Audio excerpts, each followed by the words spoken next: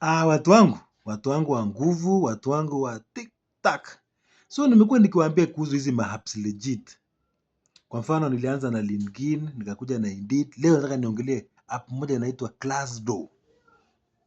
Glassdoor ni app inapatikana pale kwa Play Store. Kwa hivyo watu wangu ya spana, hizi vitu ni real, watu wamepata nazo kazi, though ni ya kupatisha, sikatai. Haikuwagi guarantee eti ukiwa na hiyo hapo unapata kazi. Hata sisi wengine tungekuwa tulishapata, bado tunang'ang'ana. Lakini at least kuna watu wanatoa ushuhuda ya kwamba nilitumia hiyo app na nikapata kazi. Hiyo ndio kitu mimi inanipea motisha na inanipea morale. So ingia pale kwa Play Store, download hiyo app inaitwa Glassdoor. Itakuuliza maswali kadhaa kama uweke email yako, labda profile yako. Hivyo tu, saa zingine hata iulize profile, labda tu ni email peke yake. Na itoshe. Ingia pale kuapply kazi, itakuuliza job description, kama wewe ni driver weka driver, wewe ni cleaner weka cleaner. Kama wale mnataka caregiver mnaweka caregiver. Alafu kwa location tumia akili. Unajua ikiuliza location wengine mnakuja mnaweka eti sijui Kapenguria.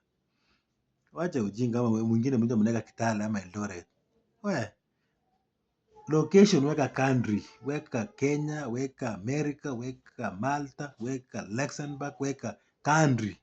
Hiyo ndio location. Unataka country wapi? Unataka job wapi? Ndio maana nauliza location. It's an international app, si mambo na eti local hapa eti Kitale ama Isinya hapa chini wewe ama Kisumu. No. Kiuliza location, weka country. Country yenye unataka sasa, country unatamani upate job. Weka Serbia, weka Romania. Alafu sana jaribu kuomba kazi hizi countries zinatumia Kiingereza. Unaona hii country inaitwa Malta hiyo. Mimi najua watu wengi wamepata kazi hiyo country na walijiombea tu wenyewe. So watu yes, ni hivyo. Ukitaka CV na cover letter professional, ATS compliance CV niko hapa. Ukitaka certificate kama za caregiver, utaki kwenda shule, kwenda kulipa sijui ni 60 to 120, labda unataka tu certificate peke yake, wewe nitafute nikwambie mahali penye inapatikana legit one. Nini inaitwaje? Mimi pia ni muuzaji wa viatu, ukitaka kunipromote viatu. Ukiwa kule Warabuni, uko wapi, unataka kununua viatu, wewe ni stue tu. Unataka kununulia mtoto, uko na mtoto Kenya. Mtoto wako bwana asifai bwana matambara na unafanya kazi Warabuni na nini, niko hapa.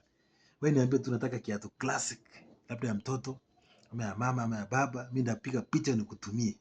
Ikikufurahisha unanunua na natumana inaenda kwenu.